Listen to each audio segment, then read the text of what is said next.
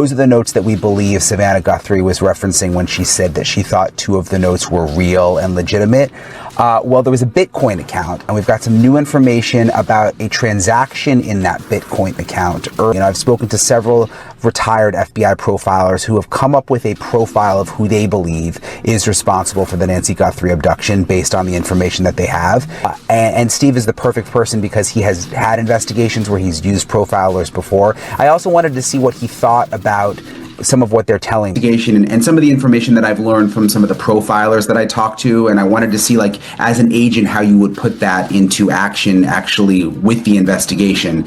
But the first thing I wanted to ask you about is this new information coming from Brianna Whitney, who's a reporter with the CBS station in Phoenix, and that's one of the stations that received the first 2 ransom letters, the ones that we believe Savannah was referencing when she said that she thought 2 were real.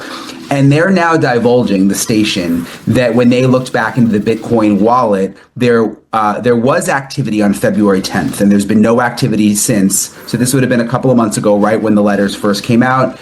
And a small amount of money was put into the account, along with a note that said, "We are ready to talk, contact us," and then there was a link for how to reach out to them. And there's no way to know for sure that that was the FBI or Savannah Guthrie, but it seems like it would kind of make sense. What do you think it means that they put that note in there, but it seems there was no response? Well, I don't think we know that there was no response. There was no response that was visible to us. But I think that what that is the FBI saying, if it was the FBI, which makes sense, it's them saying, "Hey, we're in a negotiation here. This is not something where we're going to play the game where you just dictate terms to us, because it's that whole thing. Well, this is your only mother. You want her back, so you better meet our terms." And they would say, "We're your only victims, so if you don't get money from us, you don't get a dime." So we're both in this, a zero-sum end game. I mean, this is big. And so there is wiggle room in negotiations. I can guarantee you, not every negotiation, but it really depends on how you do the negotiation. If you start, I know this sounds horrible, but it's like negotiating on a house or a car price, where if you come in and seem desperate, they will not budge. If they come in and seem truly, yes, we desperately want her back, but we're not going to set a precedent for future crimes, things like this, then you're forcing them into a negotiation. So I think what the FBI was telling them is, this is not you make a demand, we fulfill the demand. This is a negotiation, and this is going to be how it works. Do you think that there was just that one entry from February 10th. Are you surprised they haven't tried again in terms of the FBI or the Guthries? I'm not, but again, I don't know what they know. Maybe I would be surprised. And in the FBI, in the same case, there's going to be a case agent, there's going to be a supervisor, there's going to be the supervisor's boss, the assistant special agent in charge, and then it goes all the way to the president in this case.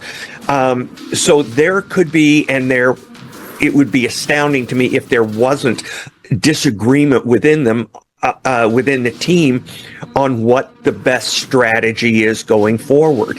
And I've never been in a situation where there wasn't. Somebody saying they sound crazy, just pay them. What do we got to lose? Well, we've got to lose everything on this case and the victim, and a precedent set for other cases. And so both sides come with strong arguments. How much do you think they're consulting the family in the decision of whether to reach out again? they're going to consult them before every significant move, and a lot of insignificant moves. But they won't be in, the Guthries won't be in the squad bay or the FBI conference room when they determine what their strategy recommendations are going to be. And certainly, I mean, think of it this way. It is not this relationship, but it has some similarities to a person who is on trial and they have an attorney. That attorney is an expert in the law, and they've seen this type of case so many times. But if the defendant wants to plead guilty, you know, you can't talk him out of it. I mean, I'm sure you could try, but ultimately the decision is going to rest with the defendant. And in the FBI, it's very clear when you're going through training and when you start working these types of cases that you are working as an adjunct to the victims. You are trying to help them. At the same time, you are trying to capture the kidnapper. And so, you know, it comes down to what's more important, capturing the kidnapper or getting the victim back. And that's where the rub comes in, usually. I used to argue that there's no difference. If you get the victim, you get the kidnapper. If you get the kidnapper, you get the victim if they're still alive. I'm just thinking, I mean, from the Guthrie's perspective, you know, there doesn't seem to be much going on right now from what we know from our sources behind the scenes. Like, they're not making a ton of progress. Right. They don't seem to know who this person is who took Nancy or exactly what happened. And this may be the only real link that they have. If Savannah is saying we believe those two are real, like, I just don't know that I would be able to resist if that was my mom being like, let's get back in that Bitcoin account. Like, you know, even now, like, you're up every night, like, screw it. Let's put more money in there and just see what happens. Right. And I think some people would argue that puts you at a disadvantage, that if the person had Nancy alive and wanted to return her, they would be the one contacting the FBI. It doesn't, I don't think it's going to be, I mean, if the kidnappers were amenable to discussing it, they would have bit on the first one. And of course, you know, it doesn't mean they didn't. See, the problem I have here is the kidnappers or the people demanding the ransom, you know, we'll say that way, were negotiating in bad faith from day one. They would provide no proof of life. They didn't take Nancy's safety into consideration, according to, you know, physical evidence at the scene. Everything they did was in bad faith. And so it's like negotiating with Iran.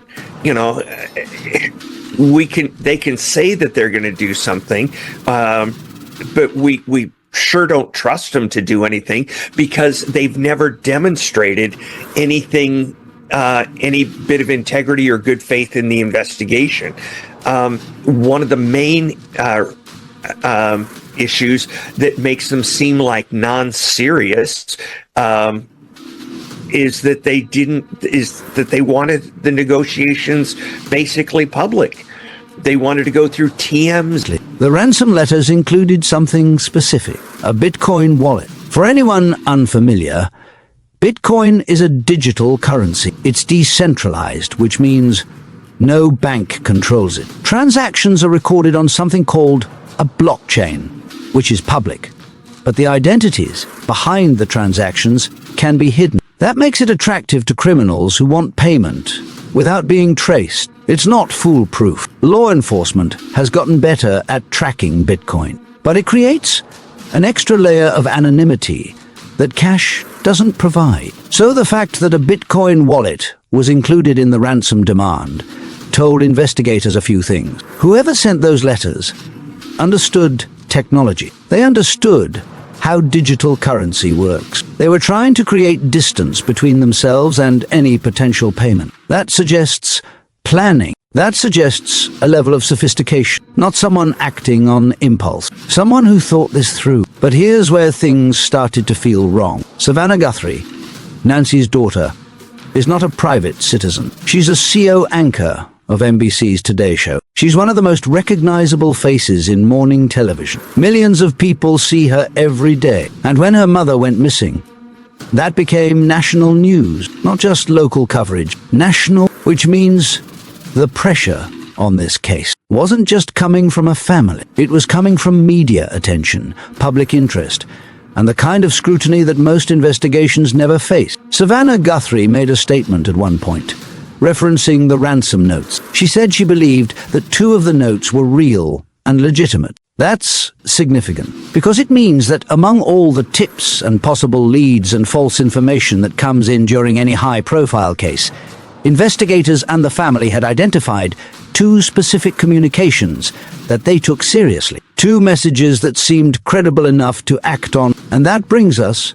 to February 10th, months into the case. 79 days after Nancy disappeared, Brianna Whitney, the reporter from CBS Phoenix, revealed something that hadn't been made public before. When investigators went back and examined the Bitcoin wallet that had been included in those early ransom letters, they found activity, not a large transaction, a small one. And attached to that transaction was a message. "We are ready to talk. Contact us." Along with that message was a link, a way for whoever was on the other end to reach out. Now, it was never officially confirmed who sent that message. But based on how these cases work, based on the timing, based on the context, the most likely explanation is that it came from either the FBI or the Guthrie family, because that's the next step in a ransom negotiation. You establish a line of communication. You show willingness to engage. You test whether the person on the other side is serious. Think about what that message represents. It's not compliance. It's not surrender. It's an opening move in a psychological game. Because ransom negotiations aren't just about exchanging money for a person. They're about power. They're about control. And the moment one side looks desperate, they lose leverage. The FBI knows this. They train for it. And their strategy in cases like this is to avoid appearing weak, to avoid letting the kidnapper dictate every term. Because the moment that happens, the victim's safety becomes even more uncertain. A retired FBI agent who has worked kidnapping cases explained it like this. Both sides have leverage. The kidnapper has the victim, but the family has the money. And if the kidnapper wants that money, they have to negotiate. They have to prove the victim is alive. They have to show good faith. It's not a one-sided transaction where demands are made and met. It's a negotiation, and negotiations require both sides to participate. So when that message went into the Bitcoin wallet on February 10th, it was a signal, not "we'll do whatever you want," but "we're willing to talk. Let's establish terms. Let's figure out how this works." It was an attempt to shift the dynamic from dictation to dialogue. And then nothing. No response. No counter-offer. No proof of life. No follow-up communication at all. The Bitcoin wallet went silent, and it has remained silent ever since. Now, that silence could mean a lot of things. It could mean the person who sent the ransom letters got scared. It could mean they were never serious in the first place. It could mean communication shifted to a private channel that the public doesn't know about. But it could also mean something much darker. It could mean that whoever sent those letters never intended to negotiate, that the ransom was never the point. Because here's what investigators started to notice. Real kidnappers follow patterns. They want money, so they prove the victim is alive. They provide photos, videos, voice recordings, something that shows the person is safe, and that paying the ransom will result in their return. They keep communication private, because public attention increases risk. They avoid anything that might bring more law enforcement attention. They want this to be quiet, quick, and profitable. But in Nancy Guthrie's case, None of that happened. No proof of life was ever provided. The ransom letters went to media outlets, not to the family directly. Everything about the communication was public, visible, loud. And when an opportunity for actual negotiation appeared, when a message was sent into the Bitcoin wallet offering dialogue, whoever was behind the ransom went silent. That's not how someone who wants money behaves. That's how someone with a different agenda behaves. Retired FBI profilers who were consulted about the case started to build a picture based on these patterns. Not a definitive answer, not an identity, but a profile, a psychological outline of who might be responsible and what might be driving them. And one of the first data points they looked at was a statistic that most people don't think about. 92% of women who are murdered are killed by someone they know, not a stranger, not a random attack. Someone familiar, someone who had crossed paths with the victim at some point in their life. Now, at that stage of the investigation, no one was confirming that Nancy had been killed. Officially, she was missing. But cases don't exist in isolation. They exist inside larger patterns. And when you place Nancy's disappearance inside the pattern of cases like this, statistically, the person responsible is far more likely to be someone she knew than a stranger. But what does that mean? Someone she knew could be a family member, a neighbor, a friend, but it could also be someone much more peripheral, a contractor who worked on her house years ago, a delivery driver who came by regularly, a repair person, someone at a store she visited often, someone who saw her more than once and paid attention. Because the definition of someone she knew doesn't require closeness. It just requires familiarity. And familiarity can be one-sided. Nancy might not have remembered everyone who had been in her life,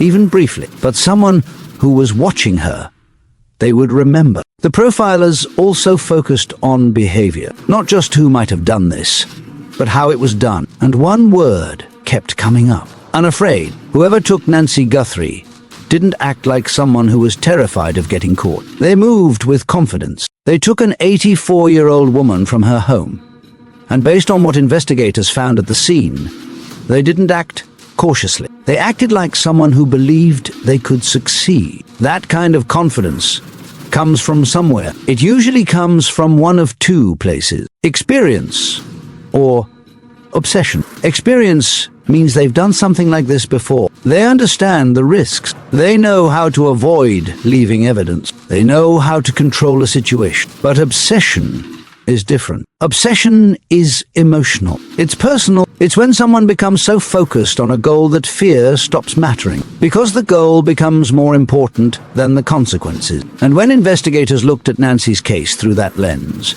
the ransom started to look even more out of place. Because if this was about money, why wasn't there proof of life? If this was about negotiation, why send the demands to television stations instead of directly to the family? If this was about getting paid, why go silent the moment an opportunity for dialogue appeared? It started to feel less like a failed kidnapping and more like something that was never meant to succeed. Like the ransom wasn't the objective, like it was cover or misdirection, something designed to make the crime look like one thing when it was actually something else. And if that's true, then the investigation has to shift, because now you're not looking for someone who wants money. You're looking for someone with a different motive entirely. That's when the focus started to turn towards Savannah, not because she was involved, but because she might have been the real target. Think about what it means to be a public figure. Millions of people see you. Most of them don't know you, but they feel like they do. They watch you every day. They hear your voice. They see you in their homes, on their screens, in their routines. And for most people, that's where it ends. They watch, they move on. But for some people, it doesn't end. For some people, that watching turns into something more. It becomes fixation. It becomes obsession. It becomes personal. When someone becomes obsessed with a public figure, they don't just watch casually. They study, they follow, they track patterns, they collect information. They build a version of that person in their mind. And that version isn't always based on reality. It's based on perception, on things they think were said or done, on moments they interpreted a certain way. And once that perception is built, It doesn't take much for it to shift into something darker. One comment, one segment, one misunderstanding, and suddenly, in that person's mind, it's personal. Revenge doesn't have to be based on something that actually happened. It can be based entirely on something someone believes happened. And to that person, the belief is enough. The perception becomes the truth. And if they believe they've been wronged, they don't need proof. They just need a target. So, investigators started looking at a different kind of suspect. Not just someone who knew Nancy, but someone who knew of Savannah. Someone who had watched her long enough to feel connected. Someone who might have tried to reach out through messages or emails or letters. Someone whose attempts were ignored or dismissed or never even seen. And when that happens, when fixation meets rejection, it can evolve. It can intensify. It can turn into something dangerous. The pattern exists. People become fixated on media personalities. They send messages. Most of the time, nothing happens. They stay in that space of observation and frustration. But every once in a while, someone crosses a line. And when they do, it's rarely predictable. From the outside, they don't look like a threat. They don't behave in ways that raise immediate alarms until something happens, and by then, it's too late, which raises an uncomfortable question. If this was about Savannah, if this was about revenge or obsession or sending a message, then Nancy wasn't the destination. She was the path. She was the way to reach someone else, the way to make someone else feel something, the way to send a message that couldn't be ignored. Because if you want to hurt a public figure, you don't go after them directly. You go after someone they love. You create a situation that forces them into the spotlight for reasons they can't control. You make them feel powerless. And if that was the goal, then the ransom letters weren't about money. They were about visibility. They were about making sure the story went public, about making sure everyone was watching, about making sure Savannah saw it. Because the fastest way to guarantee a message reaches someone like that is through the media. And that's exactly where the ransom demands went. But even that theory has gaps. Because if attention was the goal, if the act was meant to send a message, then what was the message? So far, there's been no clear statement, no explanation, just an act, and then silence. And silence doesn't communicate anything, unless the act itself is the message, unless taking Nancy was the message, unless the goal wasn't what came after, but what had already been done. That possibility shifts everything, because now you're not looking at a negotiation. You're looking at a statement. And statements don't always come with resolutions. Sometimes they're meant to stand alone, unanswered, unresolved, just there, which means the person responsible might have already achieved what they wanted. And if that's true, then waiting for them to re-engage, waiting for them to respond to the Bitcoin message, waiting for another demand, that might be waiting for something that's never going to come. But there's still the Bitcoin channel. If this was about revenge, if it was about obsession, if it was about sending a message, then why create a method for communication and then not use it? Why include a Bitcoin wallet? Why open a door and then walk away from it? That's not how someone seeking attention behaves. They don't disappear. They escalate. They push further. They make themselves known, unless they weren't acting alone. Another theory started to surface. What if there was more than one person involved? What if there was a separation between the person who planned this and the person who carried it out? Because sometimes in cases like this, the person with the motive isn't the person who commits the act. One directs, the other follows. And when that happens, things don't always line up perfectly. The person carrying out the plan might not fully understand the motive. They might just be doing what they were told, which could explain the inconsistencies, the strange choices, the incomplete follow-through. If someone was hired or influenced or directed, then their actions might not fully reflect the original intent. They might make mistakes. They might hesitate. They might stop. And that could explain why communication stopped. Why the ransom didn't progress. Why everything just froze. But if that's the case, then the investigation becomes even more complicated. Because now you're not just looking for one person. You're looking for a connection, a relationship, a link between individuals that explains how this could happen. And those kinds of connections are harder to find. They don't leave obvious traces. They exist in conversations, in agreements, in moments that aren't recorded. Which means investigators have to rely on behavior, on patterns, on signs that reveal whether someone was acting alone or following instructions. And in this case, there were hints, subtle ones, but enough to raise the question. Day 79. Almost 80 days since Nancy Guthrie disappeared, and the case that started as a missing person investigation had become something much more complex. A ransom that might not be real, a victim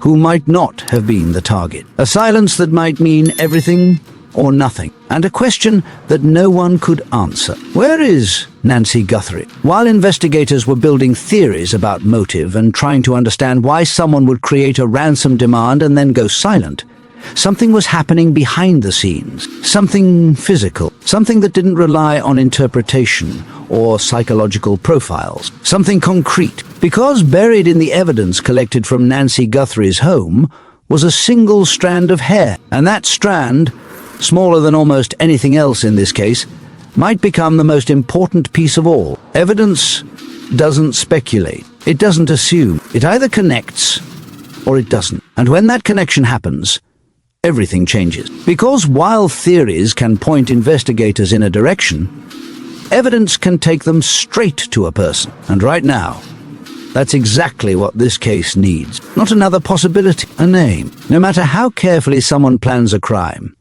they leave something behind. It's almost impossible not to. Human beings shed constantly. Hair, skin cells, microscopic traces that follow us into every space we occupy. You don't have to struggle. You don't have to fight. You just have to be present for a few moments.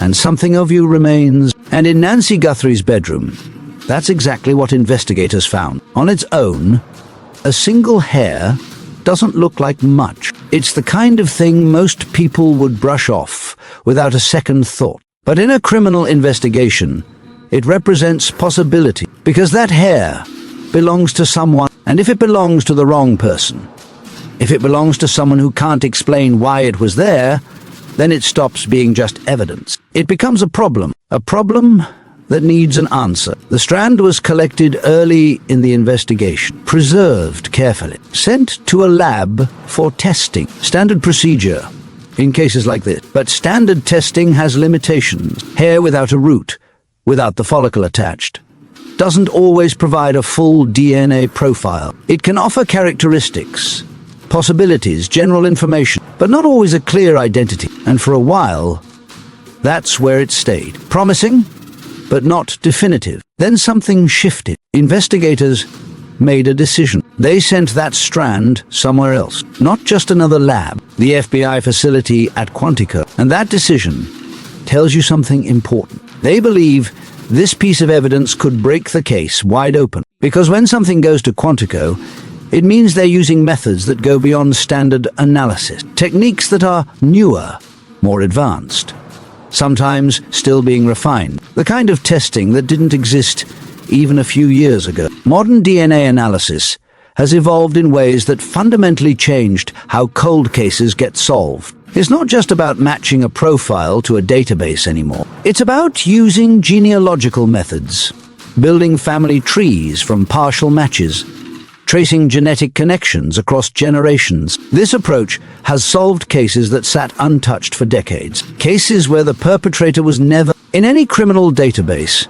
but had distant relatives who participated in consumer DNA testing. And that connection, however distant, becomes the thread that leads investigators to a name. But DNA testing takes time. And while that process unfolds in laboratories, while technicians work through complex genetic markers and compare results against massive databases, the investigation continues in other directions. Because waiting for one piece of evidence to come back doesn't mean everything else stops. It means investigators start looking for other kinds of mistakes. The kind that don't show up in a lab, the kind that appear in behavior, in decisions, in the small cracks that form when someone tries to maintain a false narrative. Every criminal makes mistakes. Not always obvious ones, not always immediate, but they happen. Because controlling every variable in a crime is impossible. Something unexpected occurs. A plan that seemed solid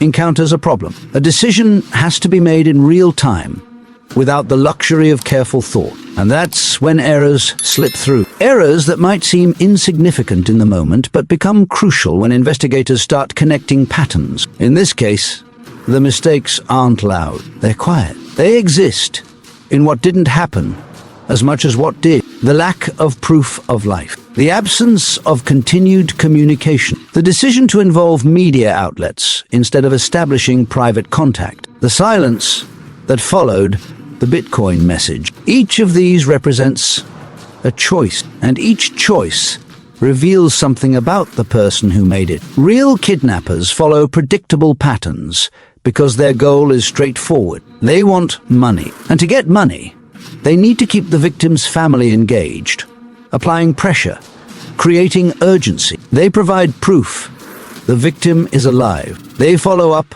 on communication. They don't let momentum fade, because fading momentum means fading leverage. But in Nancy's case, none of that happened. The communication started, then stopped, which forces a question that changes the entire framework of the investigation. Was the person behind this ever actually interested in ransom? Or was the ransom just part of a larger strategy?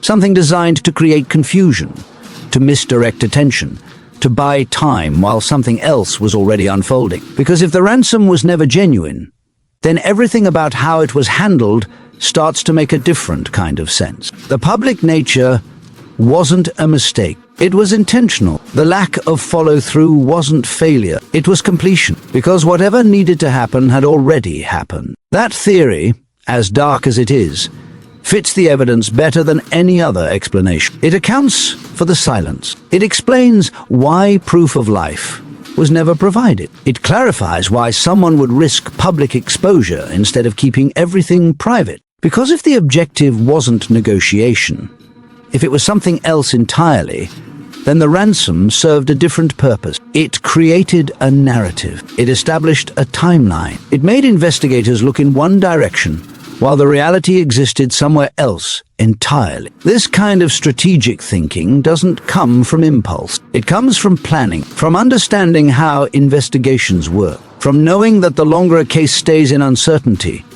the harder it becomes to solve. Memories fade. Physical evidence degrades. Leads go cold. And if you can extend that period of uncertainty long enough, you create distance. Distance between the crime and the person responsible. Distance that can mean the difference between getting caught and getting away with it. But even the most carefully constructed plan has vulnerabilities. And one of the biggest vulnerabilities comes from involving other people. Because if this wasn't done alone, if there was more than one person involved, then the chances of mistakes don't decrease, they multiply. Now you're not just managing your own behavior, you're depending on someone else to stay consistent, to stay quiet, to not make their own errors. And people are unpredictable. They talk, they slip, they make decisions that weren't part of the original plan. And when that happens, it creates openings that investigators can exploit. You don't always need the person who committed the act.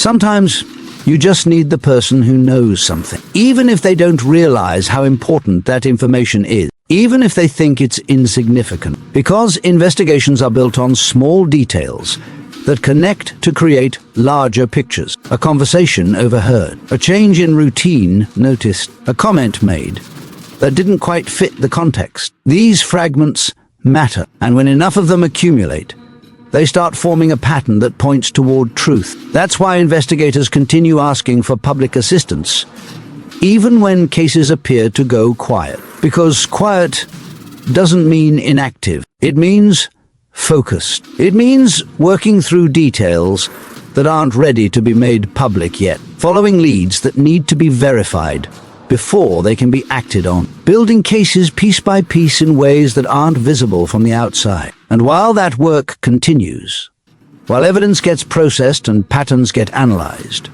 there's another element that can't be ignored, the digital trail. Because in the modern world, existing without leaving digital traces is nearly impossible. Phones track locations. Messages create records. Search histories reveal thinking patterns. Financial transactions leave footprints. Even when someone tries to be careful, even when they take precautions, something usually slips through. Investigators look for changes in digital behavior after a crime. Someone who suddenly stops using a device they used regularly. Someone who changes communication patterns. Someone whose location data shows movements that don't align with their stated activities. These changes don't prove guilt on their own, but they create questions, and questions lead to deeper investigation. The same applies to behavioral changes in the physical world. People don't just return to normal after something like this. They become more cautious,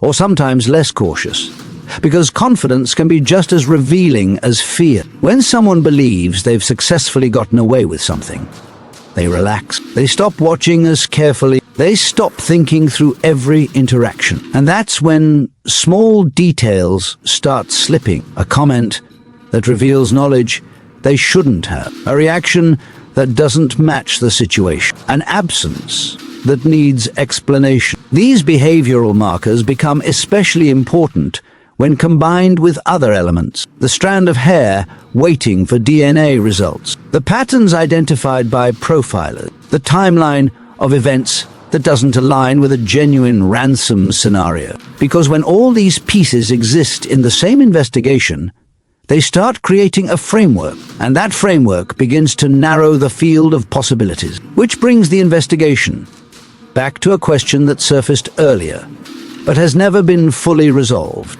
Was Nancy the actual target, or was she the path to someone else? Because if you look at this case through the lens of targeting, the connection to Savannah Guthrie becomes impossible to ignore. Not because there's direct evidence linking her to the motive, but because her visibility creates a unique set of circumstances that don't exist in most cases. Public figures live in a different reality than private citizens. They interact with millions of people they'll never meet. People who watch them daily, who hear their voices, who see them in intimate morning moments as they drink coffee and start their days. And for most viewers, that relationship stays exactly where it belongs, on a screen, in a professional context. But for some people, that boundary doesn't hold. The watching becomes something more. It becomes personal. It becomes a perceived connection that exists entirely in one person's mind. When someone develops an obsessive fixation on a public figure, they don't see themselves as a stranger. They see themselves as someone who understands that person in ways others don't. Someone who has been paying attention. Someone who deserves acknowledgement. And when that acknowledgement doesn't come, when messages go unanswered or were never received in the first place, that fixation can transform. It can become resentment. It can become a perceived injustice. It can become motivation for something most people would never consider. The path from admiration to obsession to action isn't always visible. It happens internally, in thoughts and perceptions that don't get shared publicly, until something triggers a shift, a comment made on air that gets interpreted as personal, a change in the show that feels like betrayal, something small that in most minds would mean nothing, but in an obsessed mind becomes everything. If this case fits that pattern, then taking Nancy wasn't about Nancy herself. It was about creating an impact on someone else, about forcing Savannah into a situation she couldn't control, about making her feel something specific, whether that's fear, helplessness, or punishment for a perceived wrong that never actually occurred. And if that was the motive, then the ransom served a completely different function. It wasn't about collecting money. It was about creating a public spectacle, about ensuring the story reached maximum visibility, about guaranteeing that Savannah would see it, that everyone would see it, that the message, whatever it was, couldn't be ignored. But messages need to be clear to be effective. And that's where this theory encounters its biggest challenge. Because if this was about sending a message, what was that message? There's been no manifesto, no explanation, no declaration of intent, just an act followed by silence. And silence doesn't communicate in ways most people understand, unless the act itself is the entire message, unless the taking of Nancy, the disruption of Savannah's life, the creation of uncertainty and pain. That was the point. Nothing more needed to be said because nothing more needed to happen. The objective had been reached. That possibility shifts how you understand the entire timeline. Because if completion happened early, then everything that followed, the ransom letters, the Bitcoin wallet, the absence of negotiation, all of it becomes aftermath. Not active crime still unfolding, but the deliberate construction of confusion designed to delay understanding, to create false leads, to make investigators spend time and resources chasing something that was never real. This level of strategic deception requires specific capabilities. It requires understanding how law enforcement operates, how media functions, how public attention moves. It requires the ability to think several steps ahead, to anticipate responses, to construct a narrative that serves a purpose, even when that narrative is false. And that kind of thinking, it's not common, which actually helps narrow the field. Because you're not looking for someone impulsive. You're looking for someone methodical, someone patient, someone who planned this carefully, and then had the discipline to stop, to not seek further engagement, to let the confusion they created do its work. But discipline has limits, and one of those limits appears in the aftermath. Because after committing an act like this, after investing time and planning and risk, walking away completely is harder than it sounds. There's a psychological pull to watch what unfolds, to see how the investigation develops, to observe the impact. And that observation, even when done carefully, can create traces, digital searches about the case, physical presence near locations relevant to the investigation, changes in routine that correlate with significant moments in the timeline. Investigators look for these correlations. They map timelines against known events. They identify people whose behavior shifted in ways that align with the crime. They examine who had opportunity, capability, and potential motive, even if that motive doesn't make sense to anyone except the person who holds it. And when those elements converge in a single individual, that's when the investigation intensifies. That's when surveillance becomes tighter. That's when every movement, every communication, every action gets scrutinized. And that's where the DNA evidence becomes critical. Because behavioral analysis can point you towards someone. Digital forensics can show suspicious patterns. Psychological profiles can narrow characteristics. But evidence creates certainty. Evidence withstands legal challenges. Evidence turns suspicion into prosecution. And if that hair strand leads back to someone who fits the profile, someone whose behavior changed, someone who had access or obsession or reason, then all the theories stop being theories. They become a case. The waiting is the hardest part. For investigators who believe they understand what happened, but need proof. For the family who lives in unbearable uncertainty. For the public watching a case that seems to have gone quiet, but hasn't actually stopped moving. Because behind that quiet, processes continue. Labs work through genetic material. Analysts compare data points. Detectives follow leads that haven't been made public. And somewhere in that work, the answer might already be forming. Cases like this don't always resolve quickly. Sometimes they take months, sometimes years, but they don't often stay unsolved forever. Not in the modern era of forensic technology and digital tracking and genealogical DNA analysis. The tools available now didn't exist a decade ago, and they're getting more sophisticated every year. Which means, even if someone successfully created distance in the immediate aftermath, that distance can collapse when new methods reveal connections that were invisible before. That's the reality facing whoever is responsible for Nancy Guthrie's disappearance. Even if they believe they planned perfectly, even if they think the confusion they created will last indefinitely, even if they've convinced themselves that silence equals safety. Because silence only works until something breaks it. And in investigations, something almost always does. A witness who didn't realize what they saw. A piece of evidence that gets re-examined with new technology. A behavioral pattern that becomes too obvious to ignore. A mistake made in the aftermath that seemed insignificant at the time, but creates an opening for investigators. The theory that makes the most sense the one that accounts for the most anomalies, is also the darkest one. That Nancy was never meant to be returned. That the ransom was theatre. That the objective was completed before most people even knew she was missing. And that whoever did this believed they could create enough confusion, enough misdirection, enough time to make the trail go cold. But trails don't go cold the way they used to. Not when DNA can be extracted from a single cell. Not when digital footprints exist in dozens of databases. Not when behavioral analysis can identify patterns most people don't even realize they're creating. Somewhere there's someone who knows exactly what happened. Someone who was there. Someone who made the decisions that led to this moment. Someone who might be watching coverage of this case, measuring whether investigators are getting close, wondering if that hair strand will come back to them, questioning whether the distance they tried to create will hold. And that person exists in a very specific kind of tension. The tension between believing you've succeeded and knowing that success might only be temporary. Because the truth about cases like this